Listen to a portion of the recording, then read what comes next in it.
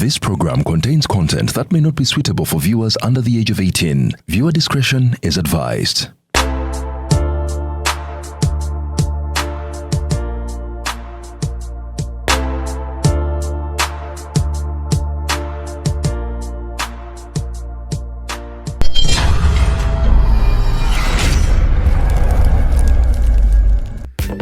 Wetegeka okukoleza okumanyako okwefumiitiriza n'okwagala nga tutongoza ekitabo abaganda abasukkulumu mu myaka 2024 ekyawandiikibwa Muzeeyi Magala ow'Ebunyaaka, ekitabo ekijjudde ebyafaayo obuvo n'obuddo bwa Buganda n'abasajja enjasabiggo, ekitongozebwa ng'ennaku z'omwezi 9 omwezi ogwokutaano 2025 awo ku Theatre Bonita. Jangu osisinkane Muzeeyi Magala ng'awerekeddwako Misa Kisemakula, Princess Amira, Bizonto Comedy, Mary Hart Stumbetu, Kazibwe Kapo, Hassan Nduga n'abalala bangi. Kati jangu ofune kopiyo ogulira okumanyako ng'ennaku z'omwezi 9 omwezi ogwokutaano 2025 awo ku Theatre Bonita okuyingira $5,000 ordinary, VIP $10,000, VVIP table ya $2,000,000 nga tutongoza abaganda abasukkulumu mu myaka 2024 ekyawandiikibwa Muzeeyi Magala.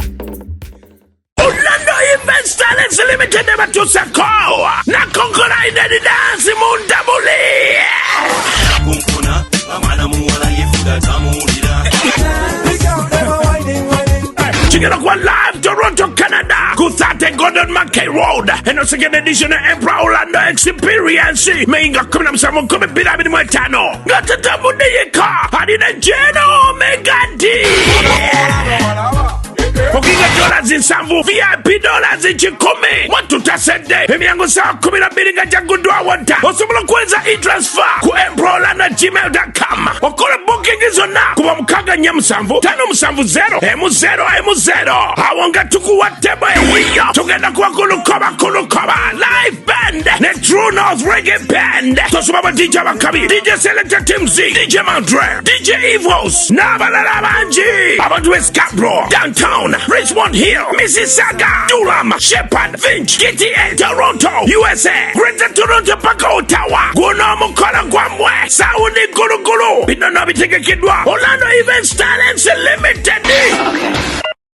Boda teyamukoze niya boda yamukuba boda yamukola naye awonye ekintu yavuddeyo ku kitanda esebo yamma kyagala kugenda jakufuna wano pichi kaliwo wa boda wanaliwa gwe mukozesa wano waloga yankubidde musango odabegendereza kyebakoze junior naye waliwo abajja right now erina abavuzi abegendereza esomerawo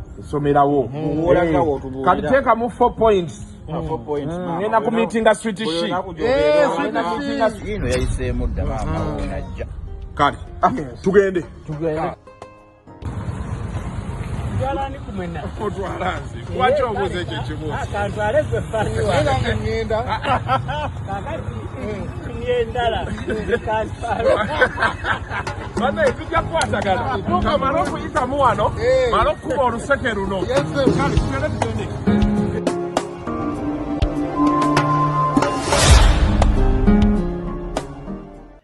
Abaana ajja ne yeeyambula ebbeere nga tutu.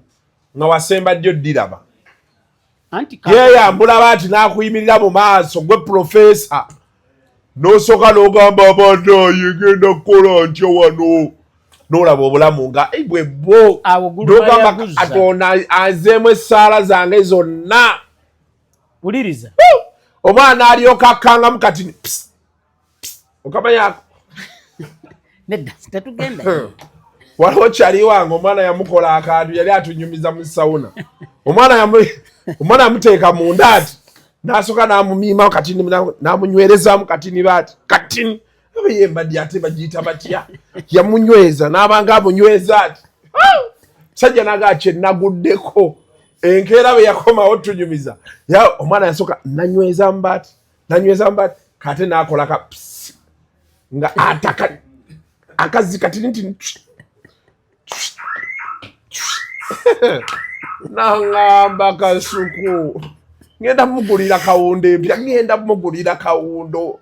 awo nga ne b'omunnyonnyola ki kale kwe wakafayinga ebyo byonna byatuka ku profesa yagenda olanga university omwana asobola ogiraaninga n'agamba gitwale. Kakati ishu eri bweti kasita obwongo bwo bugenda awo n'oteesigalizaamuko kantu konna mu bwongo obwo, you are doomed. Eva omusajja omugezi olina okwesigalizaamu kali okitegeera tokkiriza kugenda wholesale.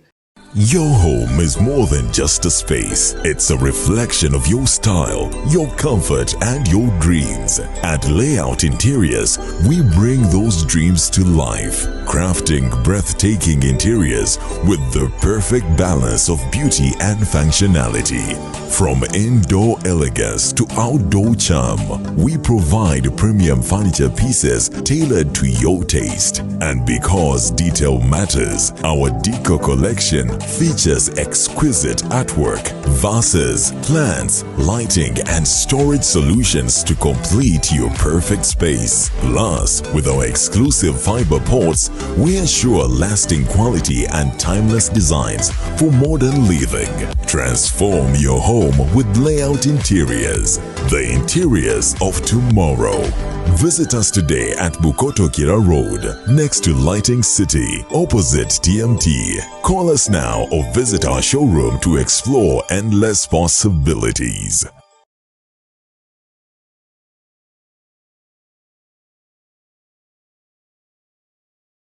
Munnayuganda w'otudde toyuugana sooka enkunyumiza omulanzi Jafari Ssenkubuga asangibwa ku lusozi Lusaali mu Kyaggwe azze okukukolera ku mbeera embi ekulemeddeko ebintu byo byete bulungi ng'erigenda eddamba. Omulanzi Jafari Ssenkubuge Omukama Katonda gwe yattululako amaanyi ag'ekisalaziba nga gwe alina ebirooto eby'omuddiriŋŋanwa by'otategeera va mu kwesumagga dduka za wakayiba ku lusozi Lusaali mu Kyaggwe. Omulanzi Jafari akunnyonnyola akawonvu n'akagga ate ng'okukukebera kwa bwereere kubanga naye ekirabo Omukama teyakimusabaako yadde ennusu. Naawe alina ebizibu nga biva ku majinni, emizimu, embeera embi eya buli ngeri. Mutwalire omugugu gwakutikkule gwe weefunira oluserese tokkalire. Obubaka buno nga bukukutteko kwatalidda mukono wa ntono oviremu ku siteegi y'e Nakisunga. Aba boodabooda bakutuuse nga gwava e Kampala ne bookwata eryato ku mwalo Eggaba ne likugobya ekisinsa oba ebule n'obuuza aba boodabooda ojja kuba butoola n'omulanzi Jafari. Oyinza n'okusooka okumanya ebikukwatako nga tonnagendayo ku bwereere ng'oweereza ekirooto kyo ku nnamba gy'olaba. Oyinza n'okukuba ku ssimu eno endala. Awo omulanzi Jafari Ssenkubuge ye n'oba ng'omukwasizza kibyago kuserengeta mu Nkulubagga.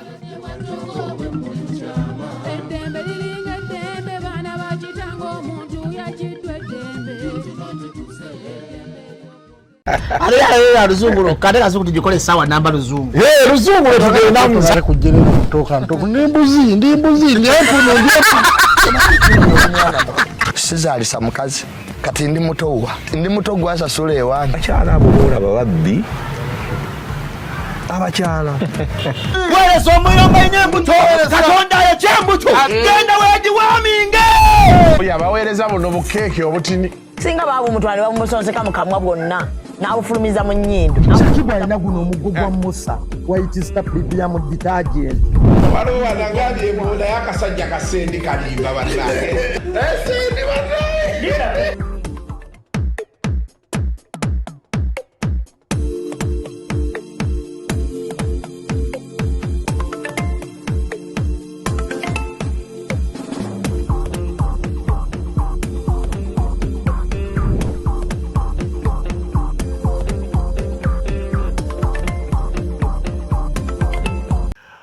Welcome to yet another edition of Kasuku Live.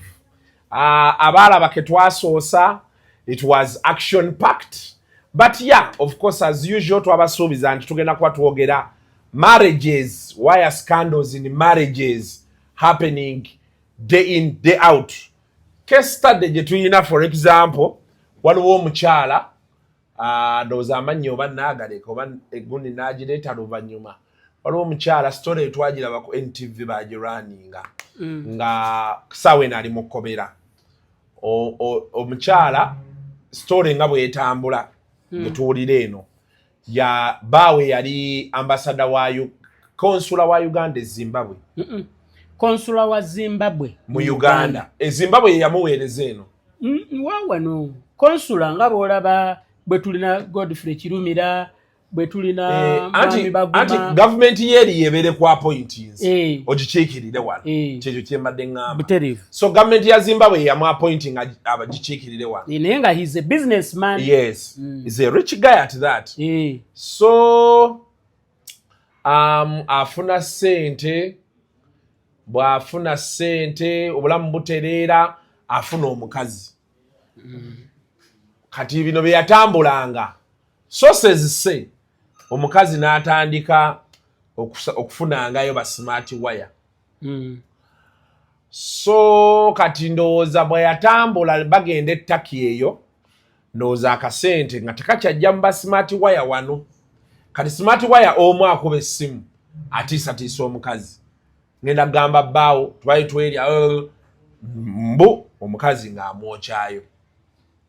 Kati owookubiri ndowooza baali coordinated bano abalala be bakuba essimu omukazi aguma batandika okukubira omusajja njagala omwana wange olina omwana wange ewuwo okitegedde. Omusajja essimu bezisukka ng'agamba omukazi ng'agamba aledda abo batulwanisa biki tuba tuli awo ng'omusajja atwala abaana basatu abasooka ku DNA, first born, second born, third born. Abaana bali bataano. Alina first born, second born, third born. Ne wayitawo ebbanga n'azaala owookuna, owookutaano bamuzadde 1 year and a half later. Kati owookuna ye yafa. Yeyo story yajja mu mawulire.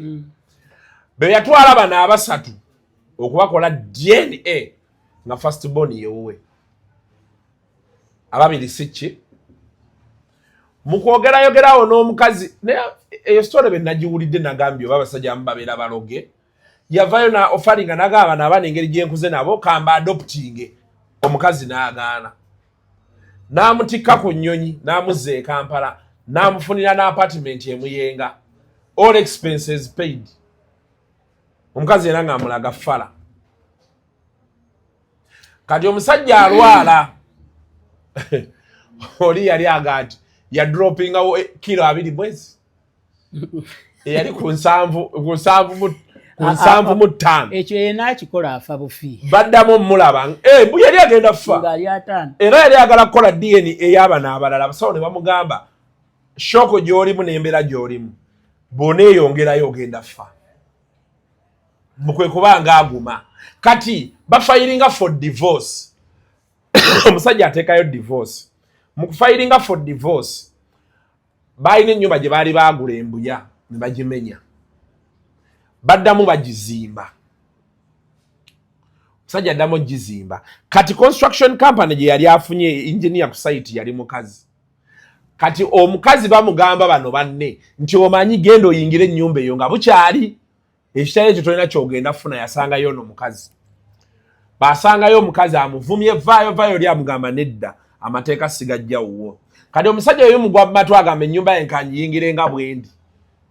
N'omwana ono temuli kateni temuli kyebisigadde bijja bisangayo. Mbukati ze ground ze bali bagala okukozesa mbutafa ku baana biki ennyumba oba bagiwa omukazi yaba agibeeramu neki. Kati ensobi weeva omusajja agamba nti noono omwana bamutwale kuki ku DNA. Omukazi yakubira looya w'omusajja ku makya omwana yafudde. Bwe yavudde waggulu n'agwa. Kati bagenda mu ddwaliro yekita bayitawo batya? Ku mezo. Asi ku mezo wano. Waliwo IHK. Eddwaliro liri eno bano Luzira Kitintale. Kitintale medical. Sande neyanziza nnyo. Kitintale medical. Kati Kitintale medical ebatuukayo okukola postmortem bali be babagamba nti naye omwana ono mama we byayogera ne tulaba wano nga tebikwatagana kati bali kitintale medical mbu yekubira poliisi. Okay. So edeko okunyumize. Malayo gundi. Ekubira poliisi bwejja. Etwala omulambo emulago. Ripooti evaayo eraga. Bino byonna ebyayogerwa nti omwana yava waggulu n'agwa si bituufu. Talinaako injale, talina ki. Naye baasanga nga alaga nti alabika ko yali suffocated. Ate nga balaba ne mu lubuto temwali mmere alabika ko yali amaze ennaku nga takola ki? Nga talya. Abiwulidde eyo no mwe tutuula abantu banyumya. Kati omukyala nga bamukwata kugwa mmada era ye ali luzira. Kakati ekisooka kati ekitambula bagamba bano mu bali bagezaako gamba bano baali baayawukana ekitali kituufu. Babuloga mbu akasente katambudde awantu awo. Buloga ku buloga munnamawulire ku munnamawulire era bali abanyankole badde banyumya nga bagamba naye story etali mu mawulire yabaaki. Kati omukyala mbu ayagala bamusonyiwe. Okay. One. Kati okugatta katerega bamukuba engolo. Kataafe. Katerega. Mbubakuba Professor Katerega engolo. Case Kasuku jasoso okwogerako. Ezo case zirina obuzibu. Bw'ofuna chance n'owulira side y'omwami. Ebisinga Kasuku byayogedde. Ebyo byonna biva ku side ya mwami. Omukyala yakola ensobi, yakola voice note ng'ate eri mu Lunyarwanda. Mpanvu nnyo. Kakati abantu ate Abanyarwanda abasinga tebagalira ddala abantu kuyiga lulimi lwabwe. Kale ate n'okugitranslatinga tebagitranslating. So I don't want to comment on that case because it is in court. No, forget being in court. Erina ebintu bingi ebigirimu ebitagatta. Era nze eyo nsaba lumu kufuna mukisa. Nyumyeko n'omwami. Mubuuze my pertinent questions. Short of that, ngenda nze ku addressinga the bigger picture. Okitegedde? Two, olaba kesi ya Katerega. Katerega yavaayo naga nti omukazi yamukuba n'enkovu n'aziraga. Omukazi n'avaayo n'agamba Katerega yalina clot ne bamubikula obwongo. Owulira ebintu moduleyo. Kakati awo okumanya ekituufu ng'ogenze mu ddwaliro gye bamukolerako. Noga doctor nti nsaba mpeeyo akantu. Did you have a patient?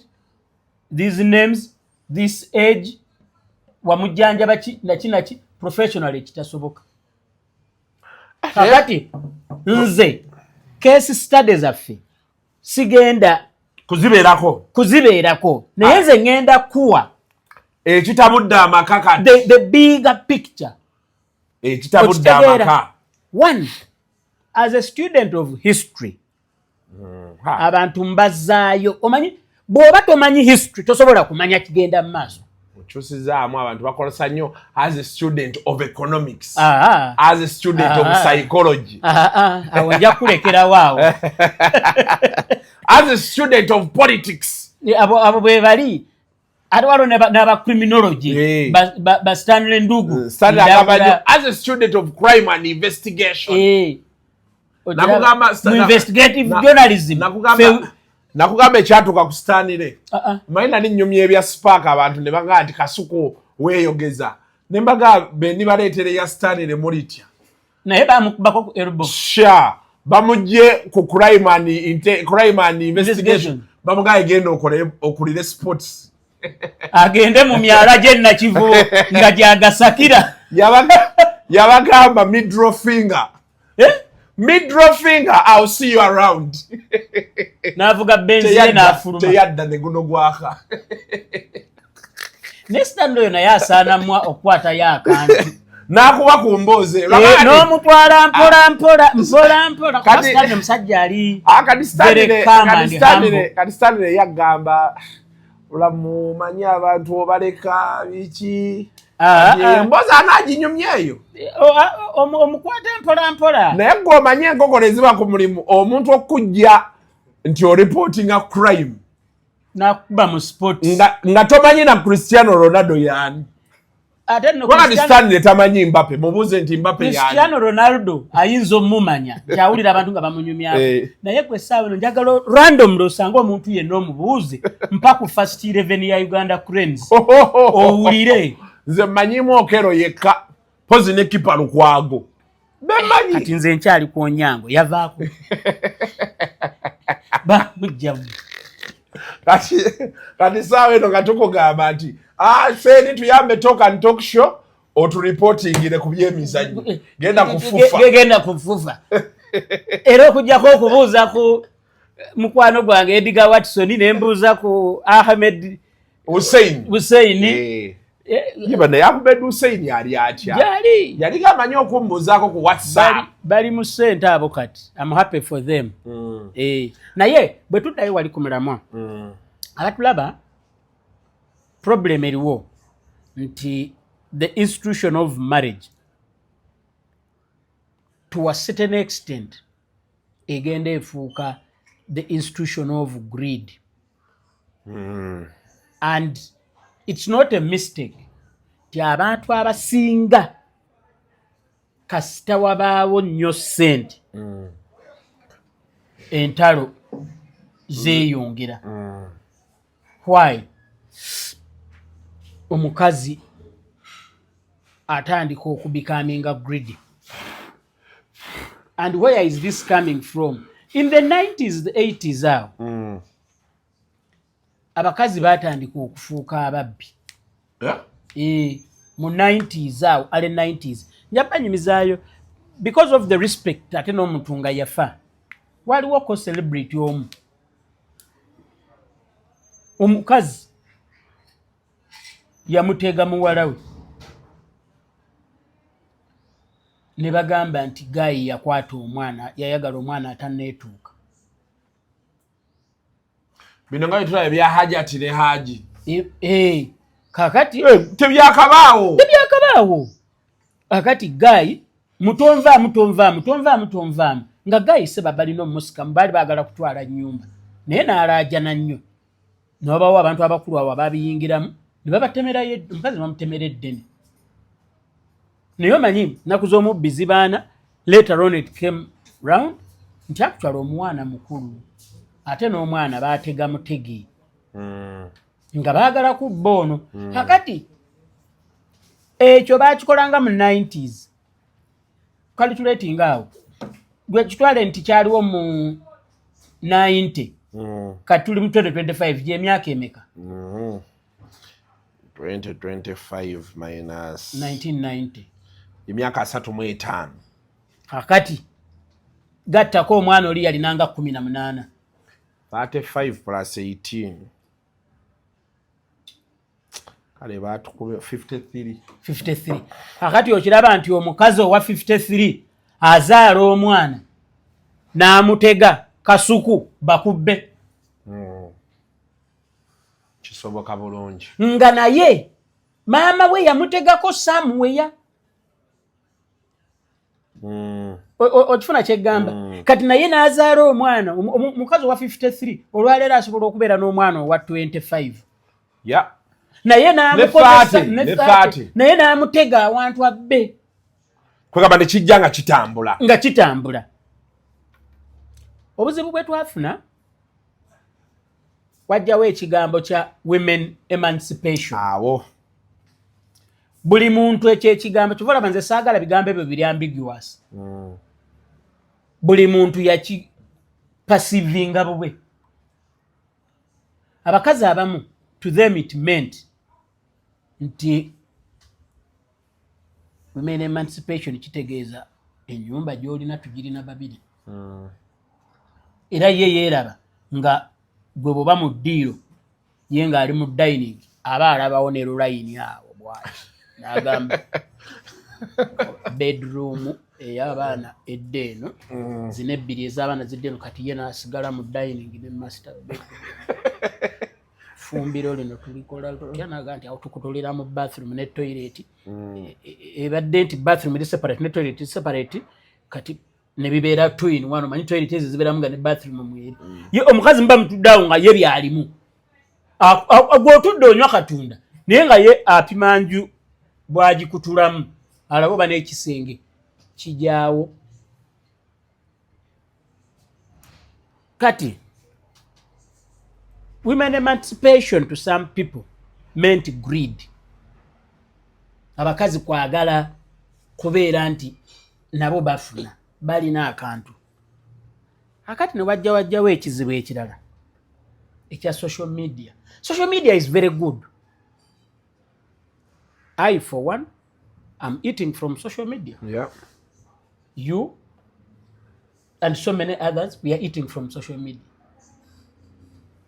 Naye nga buli kintu ekirungi era kibaako n'ekibi kwamba ne side enkyamu.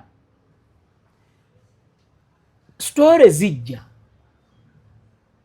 nti omukazi bayamugobye mu nju naye kyayambye ng'omukazi yali yeekolerayo akantu ke.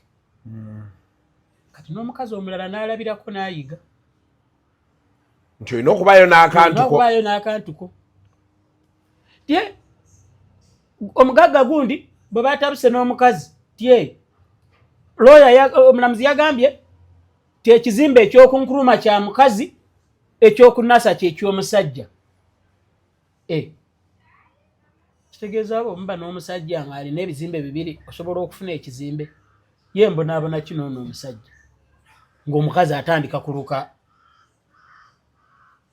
Otegera kyegamba because story ekola ki etambula ku social media. Now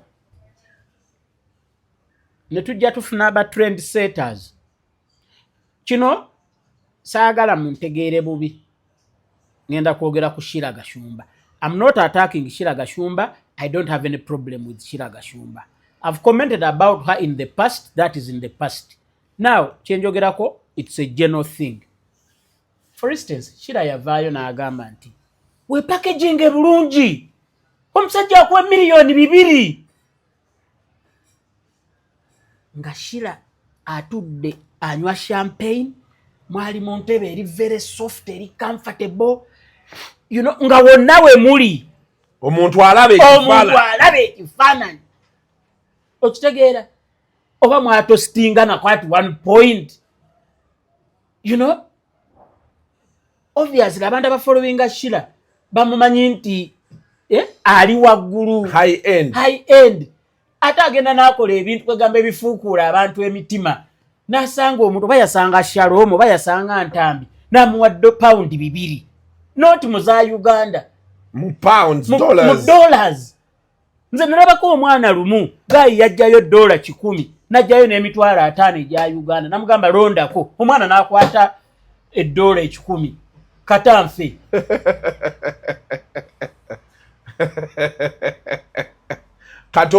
katangwe eddalu nga sinna bwe mugamba nti kale tosirwala mwana gwe kwata 5 zino mulimu kumpi nga 36. Kakati Shira bwakyogera abamugoberera balaba emmotoka gy'avuga. Kati buli mukazi ali gyali buli muwala buli nansukusa gyali n'atabuka obwongo naga nti ekitegeeza omusajja alimu. Kati bw'aba gyali banaamuwaayo 5 aga nti ono amanyiira. Shira yagambye weepakeginga bulungi bakuwa 2 gwompa 5 njagala 10. Teyategedde Shira wawayogerera na kikyategeeza kuba byamubadde waggulu wa kutegeera kwe. Yalowooza Shira yakeera bukezi ku makya n'abeeraawo yagwanga maanu. Abakazi wabonyeebonye abasajja kati baatandikidde ddala oyomba ng'akasuku. Interview eyo kuva lwe wagikola tetukyalina mirembe kati wano. Oyo omusajja aba musiru ekyo Mukama nsonyiwe. Aba musiru? Yes. Telemundo. Kakati omusajja yenna omutuufu embuzi zirekere ngaawo okugoberera empologoma yadde nga zonna zirina amatu n'ebyoya n'amagulu ana agatunudde wansi. Abasajja baagala nnyo okugenda ku bantu be batasobola be batategeera babasinga okutegeera. When you keep within your league, trust me, obeera mu control. Abasajja bangi babavuga speed. Omusajja ne bamuguza n'emmotoka gy'atasobola. But because ayagala omuwala alina mikwano gye, boyfriend we avuga Subaru, kakati ne guy ne bamusa ku pressure. Naye alina aggula Subaru. Whenever you are in a relationship as a man, you must be the one ahead. The moment you are not the one ahead, Miranga, bajja kukuba engolo, bajja kutabuza mu binyeebwa, ojja kwoza empale z'omunda, ate nga katini nnyo bwe kati kakubulira mu ngalo bw'okanoonya bwe kabuze bw'okanoonya bwe kabula. Nzirayo ku kiri. Akati ne tujja tufuna issue endala eya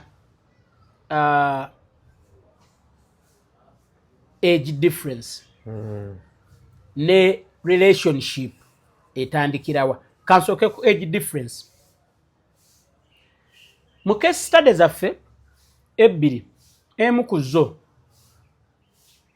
Professor Kateregga yayagala omwana nga second year student. Gy'emyaka nga 2. Gy'emyaka 2. Ng'ekitone nnyo Professor wa 7. Kyokka kati alina 9. Ayinza okuba ng'akomba mu 8. Baakekwana jjozi. Oba myaka 13. Whatever. Sagala genda mu details ennyo. Nze ndi ku bigger picture. Abatulaba. Trust me, success stories eza wa 8 ono wa 3. 85. Ntini nnyo. Ate zigwera mu maziga. Ate naddala bw'otakola bino wammanga. 1. Omusajja asobola okwagala omuwala gw'asinga obukulu. Naye manya w'omukomya.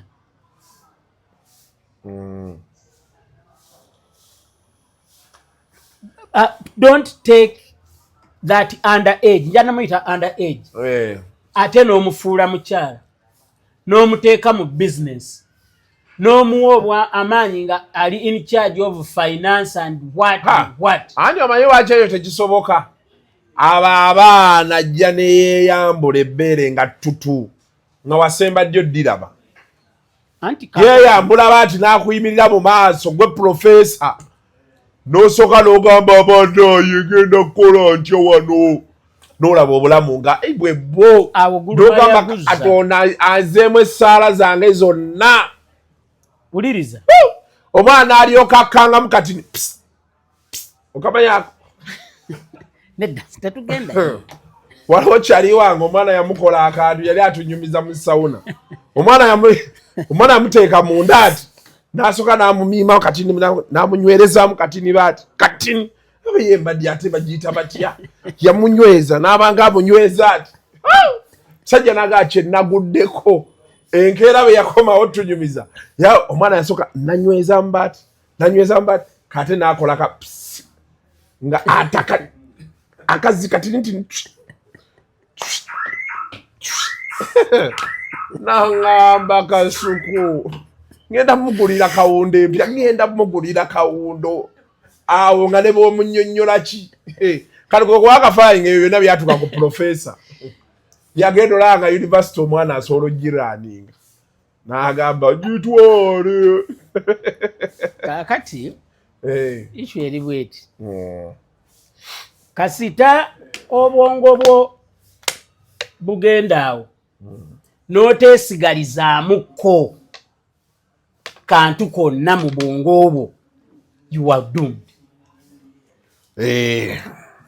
Eva omusajja omugezi olina okwesigalizaamu kali okitegeera tokkiriza kugenda wholesale with them B2C 25 cargo eba tusako B2C soldiers kufriday nga mwenda May ku Hotel Africana mu Kampala ordinary mtwale VIP mtwale 5 emeza ya milioni 3 celebrating 10 years of B2C kurune sibyanzibu igene food landongo yonna hit ku hit walai mujja kuchulira nga 10 May bali jinya mu street jam 11 kayunga katikomu 12 May kaliro resort na 16 Mbarara University Inn na 17 May Sport Highway Kalisizo 18 Nana Gardens Rukaya wonna shinzo mtwalo gumu tickets zitundibwa ku B2C restaurant ku Salama Road Papa Sport e Machindye Jord Color Solutions ne ku Hotel Africana Musaleko Hotel Africana nga bucharaba system gutabiza kutebo twagala kebyana be cafe neighbors chekuwa crazy company ogendo kudawa kanga tolina yadde 10 yahe biwagidwa right now up Newman's abakorera obumpwachi mpwachi Skypins Tours and Travel abakorera ku visa ne ticket Sukuma Portable Spirits oro mukaya events nevi setting abunya but kino kyekiriwo abatulaba age difference eyo n'ekirala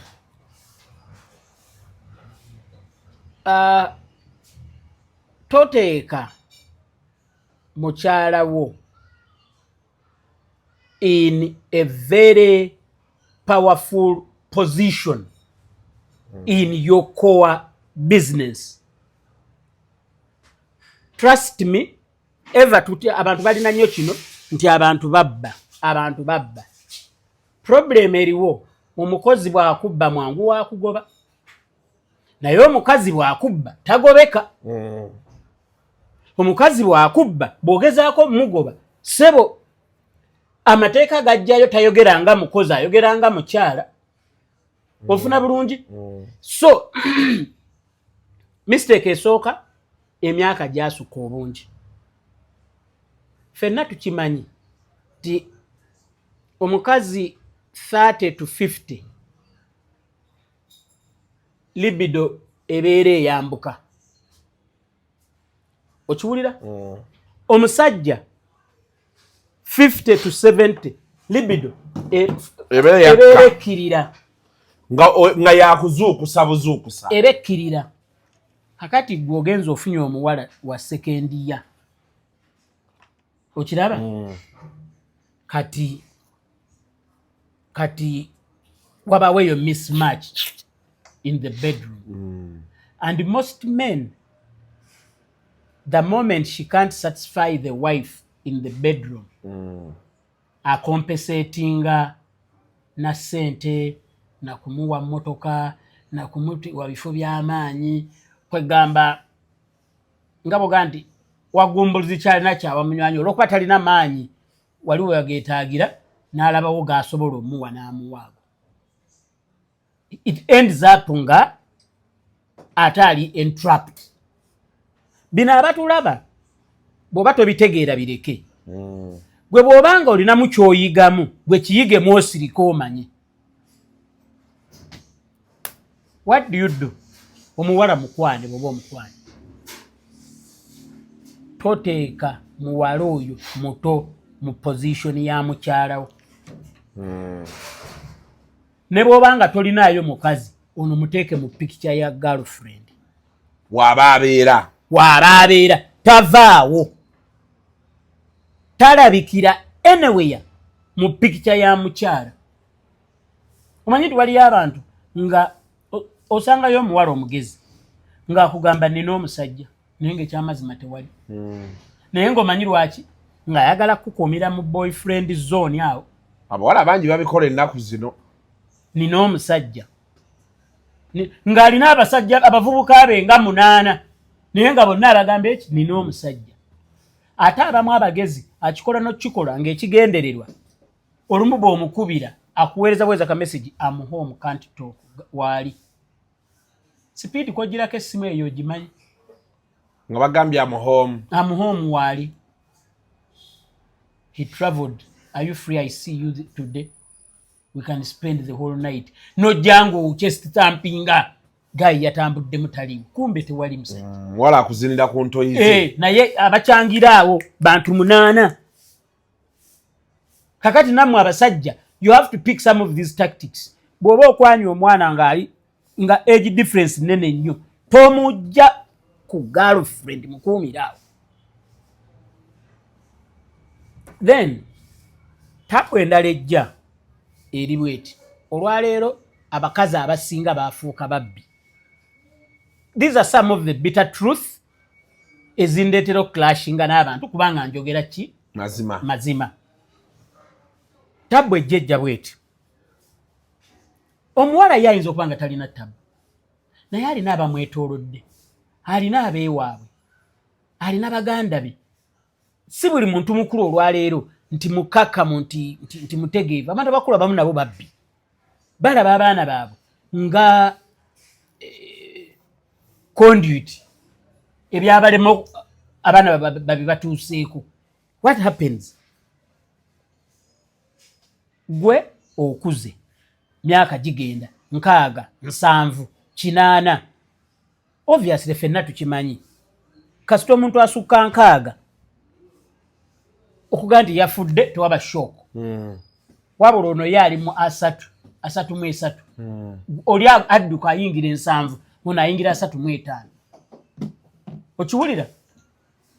Omukazi ono oba oyagala oba tayagala naddala nga yasanga olina n'abaana abamwenkana, she must entrench herself in the system and she must make sure that financially ye making her stable by hook or crook. Era kyova olaba nti zino entalo tewali woozisanga wa mwavu kuba tebakyakulwanira. Abantu bangi abafudde ng'omukyalo ono omuto amuyambye nako agire mangu agire atambulemu. Okitegedde? Amuyambyeko agire. Agenda asinga ne bajjajjaabe. Gye baagenda. So, you have to think twice, actually thrice, nti omuntu ono omukwanye omwerevetinga mu status omusinga emyaka emeka. I know waliyo saying ya omanyi King Solomon mukama waffe yamugambako nti olina okufunayo akawala akato kakuzzeemu omusaayi. Kakome kukuzzaamu omusaayi, kayinza otwala obulamu, kakuumire wali.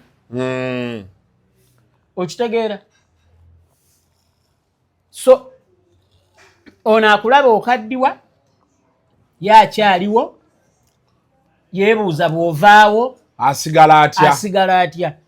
Kitegeeza alina okwetereeza, andi mu kwetereeza asobola n'okuyoola wenna n'ettaka n'aliyooleramu. Kati eno moment y'abasajja kwebeereramu. How? Think before you make most of the decisions.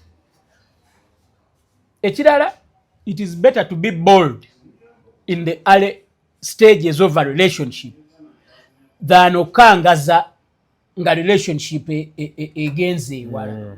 Oli mubuulire nti gundi okoma wano tose wano nedda.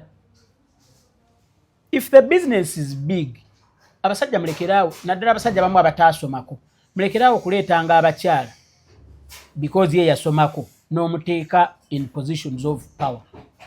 Bayogera oluzungu. Employ people that you can easily hire and fire. Because ye mukozi, funa lawyer wo ye yasoma okusinga gwe alina ssente, lawyer wo akole contract y'omukozi oyo, okozese external auditor abage nti ono oleesa accountant nti ye checks and balances ze obuyinza bwe butandikirawo bukomawo ebintu ng'ebyo. Naye buli lw'oleeta omukazi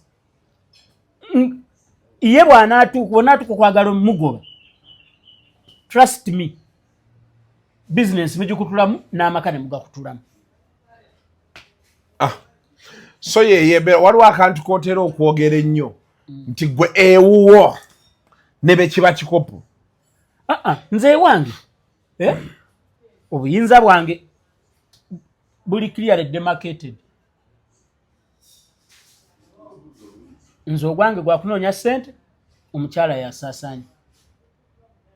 Ate bwe mbaako ne kyemmugulidde nkimugulira mwalaali ti ne bwe twawukana sirinaamu kwamba gwe ne bojja mu estate yange kuba ojja kusangamu emmotoka ng'okimanyi nti nze buli jongulira mukyala wange emmoroka nze mukyala wange nze mugulira emmotoka naye ate ngiteeka mu mannya ge olumu kyenkola bwe ngenda ew'omuyindi okuba emmotoka zaffe ozimanyi ze tugula osasulako n'okola top up basigala babanjayo enamba y'essimu ey'okubanja nteekayo yange kati yasigala avuga adigida eno nze obwo bwala obumanyi obw'omubayindi Pakistan obukuba amasimu nze gwe bukubira nze mbonaabona bati emmotoka eba mmannya ge naye ate ne makanika nze mumufunira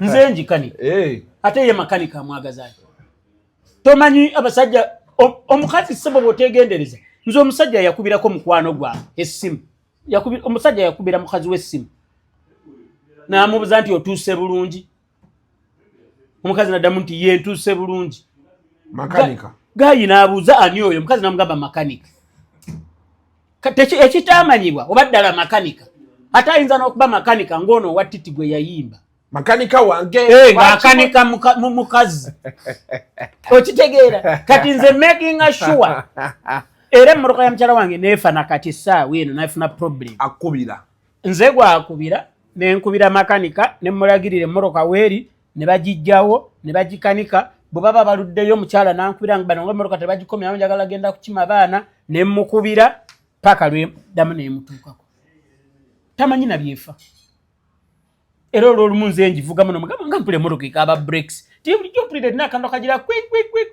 nga ndowooza bwekirina okuba nenkubira makanika ne bagikima ne bagitwala ne bagikola gavumenti yange kugisigala ng'endi mu ttaano kwegamba oluusi abakira bayita efuga bbi gwobeera gavumenti oba gavumenti ogitadde mu mikono gyo tokkiriza mukazi kugula fridge waka tuuka tasiiga langi tagula kateni bw'aba ayagala nnyo okuspendinga domati weeri okiraba zino bathroom sandals ezo weeziri azigule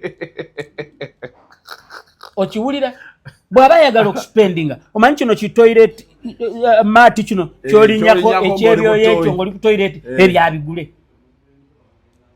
naye mbu simanya omanyi waliwo eno deep fryer oba bagiyita ba air fryer air fryer twetaaga okugulayo air fryer waliwo gye nalabye ngireese nyinza n'ogikanyuga gwe gimbuulire nkuwe sente nzinoonye kati ngwe kigikukanyuza kiki olwo obuyinza bwo buba bugenda obuyinza bwo buba bugenda to remain a man you should be a man all through not half a full-fledged man buli kimu awaka kituuseewo gwaba in charge beera in charge all through okiraba bw'aba ayagala obuyinza asalewo wa omugenda okulya lanchi ku Sunday gw'obutwaleyo bw'ogende mugende obwo bwe buyinza bw'ogabanga hani leero ninamu kasente kansasule lanchi nedda kale bw'oba toyinaamu nga ye ayinamu eza lanchi ekyo anti awo ki ekikujja awaka Monday to Monday working long hours ate oba omukazi bw'omukoleranga business oteekwa okubeera shareholder mu business eyo ng'era ogikwata mukonoonyeenya mukomo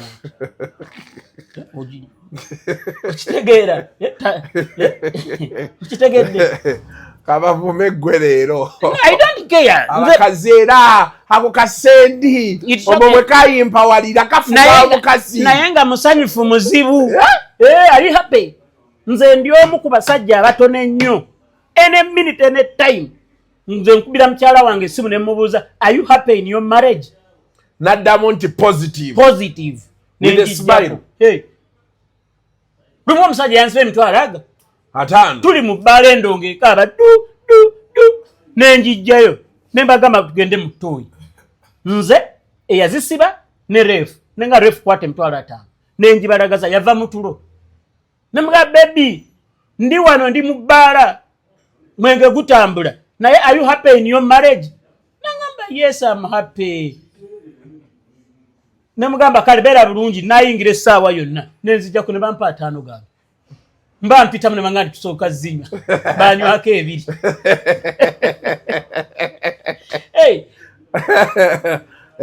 Sendi oli fule in charge naye ng'okubeera in charge there are things you must do abasajja temusula buvunaanyizibwa ako kongereko nnyo temusula buvunaanyizibwa oli ayagala abeere in charge emmere tamanyi bwe bagigula okiraba ate muteekeewo ku mbeera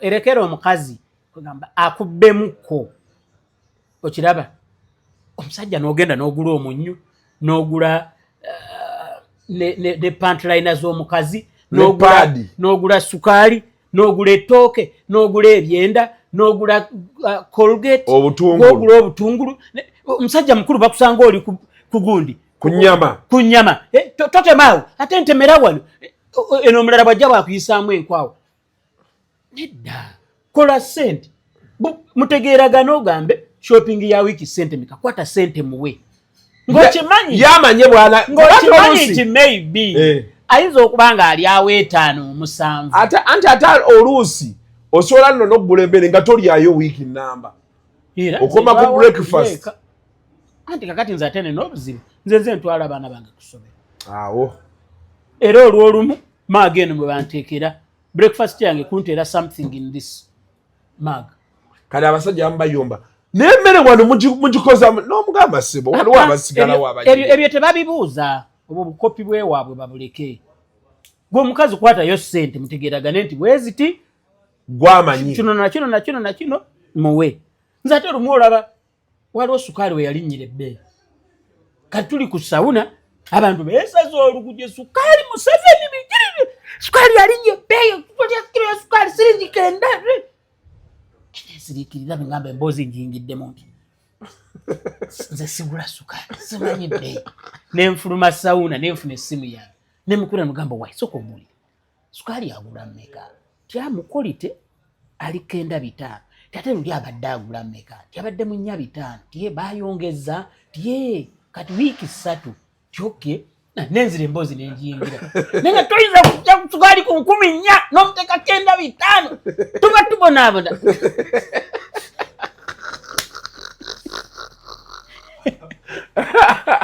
nga naye wali tumanyi zanage ebbeeyi y'ebintu ebimusibimanyi nfuna obuzibu okugira kikatuga omuntu aga nti ettooke lyatuuse ddi mwena ku mutwalo lyava naye kati sikyabyongerera nnyo mu abantu banvuma kati njogerera mpola mbuuza atanjiwa eyo twayi lyava mutwalo lyaliyo kumala myaka 7 emabega nogamba naye amatooke gali ku ssente mmeka kati nja kuyimirirako olumu ku katale naye tujja naye ekibigesinza kutambula naawe olaba abantu bambonyabonya siri naawe naye ate nga njagendako mu katale mbuuze ku bintu at least neyongera okukola kwekuumira mu kumanya omugaati oba gwa mmeka naye osanga omusajja ng'agimanyi simanya guno simanya ntake waazi no simanya kiddawalime waazi no simanya ate wogula suparoofu gwe guno nogamba obudde obunoonya ssente obujjawa bwobanga obuzisaasaanya olina bungi bwe butyo anyway nooza ebintu ebyo biwulidde but most important Sendi kyaggambye nga bw'oyagala okufuga gavumenti yo kola ebintu ebikusobozesa okufuga gavumenti bwe buzibu kati NRM bweyina etwetaaga naye naffe tugamba waliwo batatukoledde enguudo bagenza okuzikola ng'obudde buyise amalwaliro mafu amasomero mafu okiraba sekita poliisi tetuganye naye bapoliisi basula bubi abo mapoliisi gennyini obuduukulu bubofu obeera ku reception ya poliisi ng'olowooza nti oli mu latrini y'omu Kinyolo ekyakiwakanya agende ku buli police station ku reception awo alabe owulira okuwunya some police station ezisinga ndowooza yawali ku airport yetegerekekako kale tweyanza nnyo mwami Sendi kale sebo yes sebo tweyanza ddala togulanga ebintu awaka. Amina. Kwata sente omukyala ne muterewo ka window abeeko obusente obutono bwakola ki. Bwe yeeyawulirako. Kikendeze ne ku byakulimba. Kuba ate bwakulimba obanga oli musajja mutuufu bakulimba omanya. Ne kikendeze akulimbire ku kakadde. Akulimbire ne kwesatu. Tolabanga oba senyo. Kituufu. Gukwata sente agenda agule. Mubeere bulungi mweraba. The views expressed on Kasuku Live do not reflect those of the host, producers, or management. They are solely of individuals providing them and do not represent or reflect the official policy or position of this YouTube channel.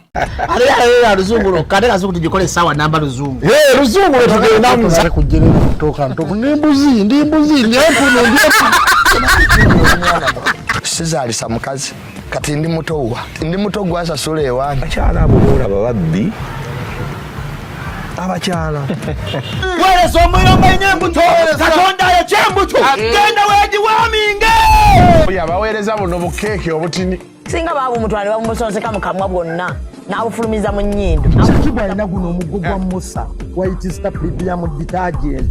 Waliwo wanangaali ebola y'akasajja kasendi kalimba bannange. Esendi bannange.